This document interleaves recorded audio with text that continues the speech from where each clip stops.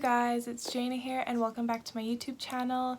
Last week I received a package in the mail that contained Lana Del Rey's new poetry book, and it's called Violet Bent Backwards Over the Grass.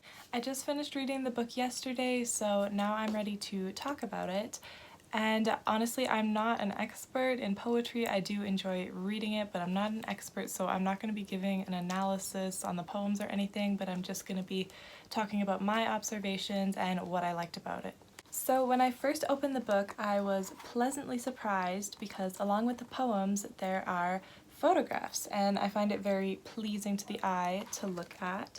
Some of the photos are in black and white, and some of them are in color.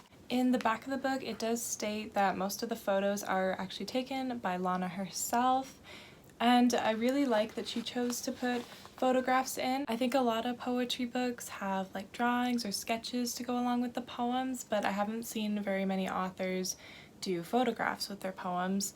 The only other one that I can think of is Connor Franta's poetry book, Note to Self.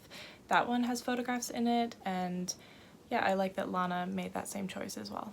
On some pages there's also some oil paintings, and those weren't done by Lana Del Rey, but they were done by another artist, and also the cover art was done by an artist as well. So majority of the book contains her spoken word poems, and then near the end of the book there's some haikus. The last few pages in the book are lined, and they're meant for the reader to write down their own poetry. For me personally, I don't really like to write in my books, so I don't think I'll make use of it, but it's still kind of a cute idea. So let's get into the text, and I'm going to read you guys the title poem, which is Violet Bent Backwards Over the Grass. It's the first poem too in the book. I went to a party, I came in hot, made decisions beforehand, my mind made up. Things that would make me happy, to do them or not. Each option weighed quietly, a plan for each thought. But then I walked through the door, past the open concept, and saw Violet bent backwards over the grass. 7 years old, with dandelions grasped tightly in her hands, arced like a bridge in a fallen handstand, grinning wildly like a madman, with the exuberance that only doing nothing can bring, waiting for the fireworks to begin. And in that moment, I decided to do nothing about everything forever.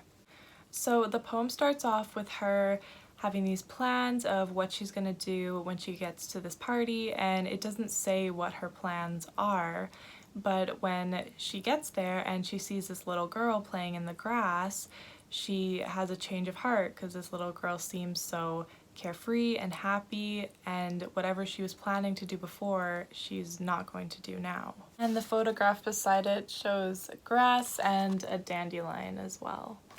So I really liked how all the poems in this book tell a different story. In the back of the book, it does say that all of the poems are fiction, the stories aren't real, but I like when I was reading it because it felt like this was from Lana's personal experience, like these things were true and they really were happening to her. I think she's a good storyteller. On some pages she has what looks like her first drafts of the poem, and you can see all the edits that she made, and then on the next page will be the final product.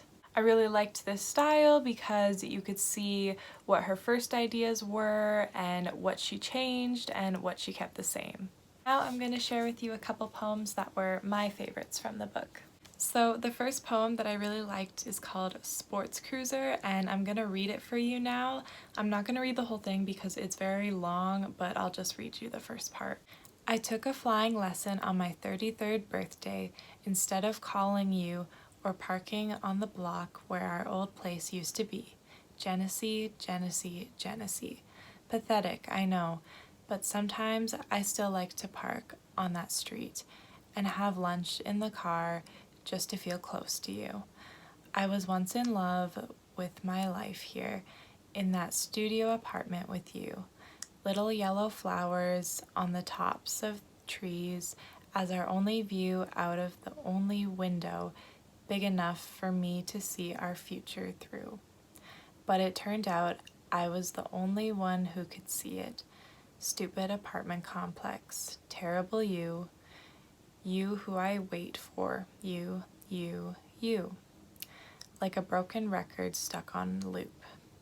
So that day, on my birthday, I thought, something has to change. It can't always be about waiting for you. Don't tell anyone, but part of my reasoning for taking the flight class was this idea that if I could become my own navigator, a captain of the sky, that perhaps I could stop looking for direction from you. Well, what started off as an idea on a whim has turned into something more. Too shy to explain to the owners that my first lesson was just a one-time thing, I've continued to go to classes each week. At the precious little strip off Santa Monica and Bundy, everything was going fine. We were starting with dips and loops, and then something terrible happened. During my fourth lesson in the sky, my instructor, younger than I, but as tough as you, instructed me to do a simple maneuver. It's not that I didn't do it, but I was slow to lean the sports cruiser into a right-hand upward turn, scared that I would lose control of the plane. Not tactfully and not gently, the instructor shook his head and without looking at me said, "You don't trust yourself." I was horrified, feeling as though I had somehow been found out, like he knew me, how weak I was. Of course, he was only talking about my ability as a pilot in the sky, but I knew it was meant for me to hear those words. For me, they held a deeper meaning. I didn't trust myself, not just 2,500 feet above the coast of Malibu, but with anything, and I didn't trust you. I could have said something, but I was quiet because pilots aren't like poets. They don't make metaphors between life and the sky. This poem goes on for a couple more pages, and I'm just going to give you a summary of it. So then after flying a plane doesn't really work, then she decides to try sailing a boat. The same thing happens where she doesn't trust herself just because of that past relationship that she keeps thinking about. By the end, she discovers that she's not meant to be a pilot of a ship or a plane, but that she's just meant to write because she has all these metaphors that she thinks about that a pilot would never think about at all. The next poem that I really liked was called Quiet Waiter, Blue Forever, and that one's a bit shorter, so I will read you the full thing. You move like water, sweet baby, sweet waiter, making the night smile to no one you cater. Silent woodworker from midnight till later, my lover, my laughter, my armor, my maker.